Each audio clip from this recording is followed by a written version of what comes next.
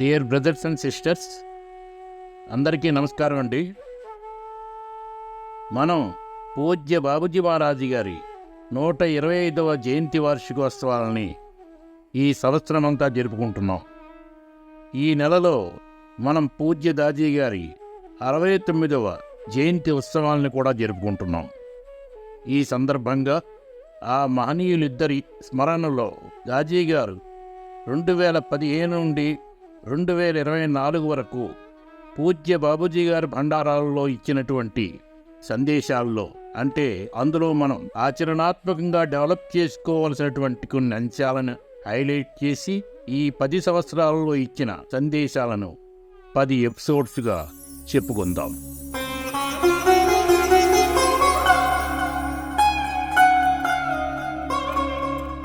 పూజ్య దాజీ గారు ఏప్రిల్ 2017లో లక్నోలో జరిగిన భండారాలో మెసేజ్ ఇస్తూ మార్పు యొక్క అవసరం, మాస్టర్ని సంతోషపెట్టడం మరియు సకారాత్మక వైఖరుల గురించి ప్రత్యేకంగా చెప్పారు. మన లక్ష్యం మాస్టర్తో ఐక్యం అవ్వడం కనుక ఆయన ప్రకంపన స్థాయిని చేరే వరకు మనలో మార్పు తెచ్చుకోవాల్సిన అవసరం ఉందని చెప్పారు.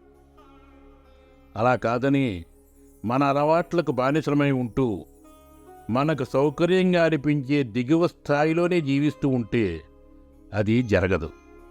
लेकिन सहज मार्ग में हमें इन्वाइट करना है बार बार बार. సహజ మార్గం అంతా మార్పు గురించే. ప్రతిసారి మనలో మార్పుకు సహాయం చేయమని మాస్టర్ని ప్రార్థించాలి. వారు ఏ స్థితిని ప్రసాదించినా, అది అసౌకర్యంగా అనిపించినా ఆ మార్పుకి అనుగుణంగానే మనం ముందుకు సాగాలని అన్నారు. దాజీ గారు ఇలా అన్నారు: ప్రతి ఒక్కరికి భిన్నమైన అలవాట్లుంటాయి, వారి వారి వ్యక్తిగత సమస్యలు ఉంటాయి, వాటికి ఎన్నో పరిష్కార మార్గాలు ఉంటాయి. కానీ బాబూజీ చెప్పింది ఒక అంతిమ పరిష్కారం గురించి. అదేమిటి? దేనికి పరిష్కారం కనుగొంటే అన్ని సమస్యలు పరిష్కారమవుతాయో అది. దీనినే ఈ మధ్య జూలై బండారా మెసేజ్లో దాజీ ముంతకోపనిషత్తులోని ఒక శ్లోకాన్ని ప్రస్తావించి చెప్పారు. అది కస్మిన్నో భగవో విజ్ఞాతే సర్వమిదం విజ్ఞాంత భవతీతి. అంటే దేనిని తెలుసుకుంటే అన్నీ తెలుసుకోబడతాయో అది. దానినే దాజీ ఇలా చెప్పారు: దేనిని పరిష్కరిస్తే అన్నీ పరిష్కారమవుతాయో అది. ఆ పరిష్కారం ఏమిటి? మాస్టర్లో మునిగిపోయి ఆయల్లా తయారవడమే. మాస్టర్లో మునిగిపోవడం ప్రేమపూర్వకంగా జరగాలి కానీ బలవంతంగా కాదు. మన వ్యక్తిత్వం ఎప్పుడూ మారుతూ ఉంటుంది, అయితే అది ప్రేమపూర్వకంగా జరగాలని, అందులో ఒక లోతైన అర్థం ఉందని దాజీ ఒక ఉదాహరణ ఇచ్చారు. ఒక భక్తుడు మరణించబోతున్నాడు. అతడు తన మాస్టర్లో ఎంతగా లీనమై ఉన్నాడంటే అతని వ్యక్తిత్వం సంపూర్ణంగా మాస్టర్లా మారిపోయింది. అతన్ని తీసుకువెళ్ళడానికి వచ్చిన యమదూత విపరీతమైన గందరగోళానికి గురయ్యాడు. ఎందుకంటే అతడు వచ్చింది ఒకరిని తీసుకువెళ్ళడానికి, అయితే ఇక్కడ ఇద్దరిని చూశాడు.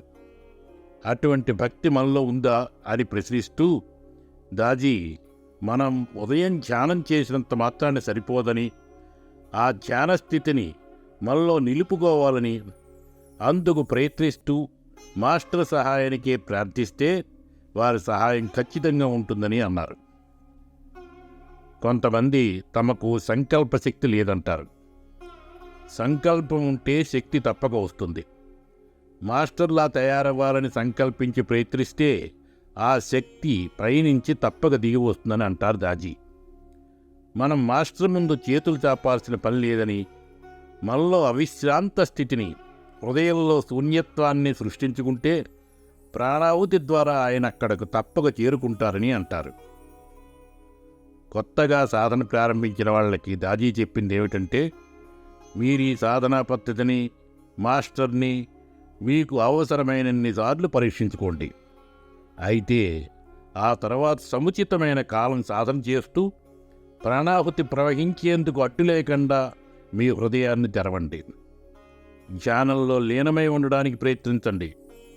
ఒకసారి పద్ధతి, మాస్టర్ విషయాల్లో సంతృప్తి చెందాక ఇక ఏ విశ్లేషణలకి తావివ్వకండి. దైనందిన సమస్యలను చూసి మీ మనస్సుని కలత పెట్టుకోకండి. జీవితంలో దైనందిన సమస్యలు వస్తూనే ఉంటాయి. వాటిని అంగీకరించండి.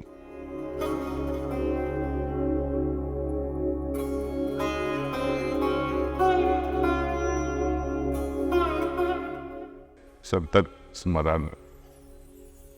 ऐसा नहीं कि साधारण में बाबूजी महाराज बैठे हैं, उनका पी रहे हैं। నిరంతర స్మరణ అంటే బాబూజీ మహారాజ్ షాజాన్పూర్లో కూర్చుని హుక్కా పీలుస్తున్నట్లు ఊహించుకోవడం, లేదా చారీజీ మహారాజ్ చేతికర్రతో నడుస్తూ పిల్లల్ని దీవించడం, అటువంటి స్మృతుల్ని స్మరించడం కాదు.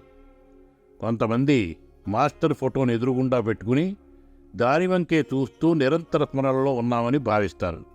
అది నిరంతర స్మరణ కాదు. ధ్యానం తర్వాత హృదయంలో కలిగిన స్థితిని కొనసాగించి నిరంతరంగా దాని గురించి ఆలోచిస్తూ ఆ అనుభవంలో నిమగ్నమైతే ఆ తర్వాత కలిగే స్థితి శాశ్వతం అవుతుంది. అప్పుడు మరింత ఎక్కువగా వారిలా తయారవుతామని దాజీ అన్నారు.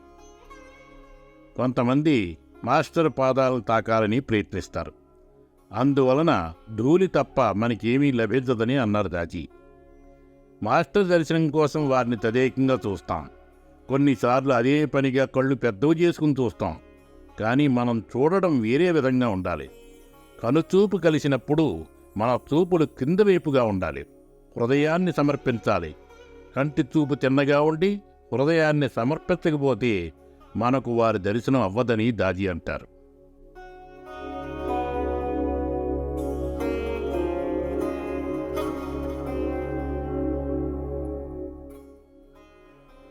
कई लोग बोलते हैं मालिक की कृपा से सब कुछ हो जाएगा, अच्छा भाव है, अच्छा एटीट्यूड है। చాలామంది మాస్టర్ కృప ఉంటే అన్నీ అవే అవుతాయని అంటారు. ఆ ఆలోచన మంచిదే. కానీ అందులో ఇబ్బంది ఏమిటంటే మన అన్ని బాధ్యతల్ని ఆయన ముందుంచి శరణు వేడితే మరి మనం ఎంపిక చేసుకోలేము. దానికి బదులు హృదయాన్ని ఆయనకి అర్పించి, మాస్టర్ భారమంతా మీదే, దయచూపండి అంటే ఎంత బాగుంటుంది. జీవితంలో అలిసిపోయి దారి తప్పి చిట్ట చివరికి గురువుని ప్రాధేయపడితే లాభం ఉండదు. ఆయన్ని చేరుకోవడం చాలా సరళం. ప్రార్థనాపూర్వకంగా ఆయనకి అన్నీ అర్పించాలి. ఒక యుద్ధరంగంలో ఓడిపోయి బందీ అయినవాడు శరణు కోరినట్లుగా కాదు. ఆయన స్మరణలో నిమగ్నమై ప్రశాంత చిత్తంతో ఉంటే అదే ఆనందం. అందులో గెలుపు ఓటమిలనేవి ఉండవు. పాత సంస్కారాలని మనం ఏమీ చేయలేం. కానీ భవిష్య సంస్కారాల మీద తప్పకుండా శ్రమించగలం. ఒక గాలిపటాన్ని ఎగరేసినప్పుడు అది ఎగిరిపోకుండా దాని దారం పట్టి ఉంచుతుంది. సంస్కారాలు కూడా అటువంటివే.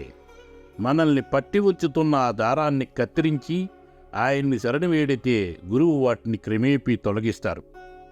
బాబూజీ మన సంస్కారాలని ఒక ప్రవహిస్తున్న సెలయేరుతో పోల్చారు. ఆ సెలయేరు ఎండిపోయినా వానలు కురవగానే మళ్ళీ అదే బాటలో నీరు ప్రవహిస్తుంది. అలాగే మన మారని ధోరణితో అవే సంస్కారాలు మళ్ళీ మళ్ళీ ఏర్పడతాయి. కనుక సెలయేరులో నీరు చేరకూడదంటే దాన్ని పూడ్చివేయాలి. అప్పుడే సంస్కారాలు మళ్ళీ ఏర్పడవు. అందుకు జీవన్మృత స్థితిని పెంపొందించుకోవాలని బాబూజీ అన్నారు. జీవన్మృత స్థితి అంటే మృతి చెందమని కాదు, మాస్టర్కి సంపూర్ణ శరణాగత స్థితిలో ఉండమని. బాబూజీ గారు లయావస్థతో కలిపి అన్ని స్థితులు ఆటబొమ్మల్లాంటివే అని అన్నారు. చిట్ట చివరికి వాటన్నిటినీ వదిలేశాక ఏమీ మిగలనప్పుడు అనంతత్వ స్థితిని చేరుకుంటామని, నేనిక్కడికి వచ్చింది మిమ్మల్ని ఆ స్థితికి తీసుకువెళ్ళడానికే అని బాబూజీ గారు అన్నారు. ఇదంతా సహజ మార్గంలో సాధ్యమేనని దాజీ మనం చేయవలసిన 2-3 విషయాలు చెప్పారు ఇక్కడ. సత్సంగానికి వచ్చేటప్పుడు అన్ని కోరికల్ని వదిలేసి రండి. మనం అందరూ సోదరీ సోదరులం. మనందరిలోనూ బలహీనతలున్నాయి. ఆశ్రమాన్ని మనందరికీ చెందిన సొంత ఇంటిలా పరిగణించండి. ఇక్కడ అనవసర విషయాలు చర్చించకండి. చేతనైనంత సహాయం చేయండి. అంతేగాని దేనిని విమర్శించకండి. ప్రశిక్షకులు తాము అధికులు అని అనుకుంటారు. దయచేసి మీ సామర్థ్యాలను అర్థం చేసుకోండి. ఎల్లవేళలా ఇతరులు మీకంటే గొప్పవారని భావించండి. మాస్టర్ని సంతోషంగా ఉంచాలని మనం ఎప్పుడూ అంటూ ఉంటాం. కానీ ఏ విధంగా వారిని సంతోషపెట్టగలం? బాబూజీ గారు ఇలా చెప్పారు: మా పట్ల విధేయతను పాటించినట్లయితే మమ్మల్ని సంతోషపెట్టిన వారు అవుతారు అని. అలా మాస్టర్ని మనం అనుసరిస్తూ, అంగీకరిస్తూ, విధేయులుగా నడుచుకుంటూ ముందుకు సాగితే వారు సంతోషంగా ఉంటారని దాజీ గారు అన్నారు. దాజీ గారు ఏప్రిల్ 2016లో ఇచ్చినటువంటి సందేశం గురించి నెక్స్ట్ ఎపిసోడ్లో చెప్పుకుందాం. అందరికీ ధన్యవాదాలు.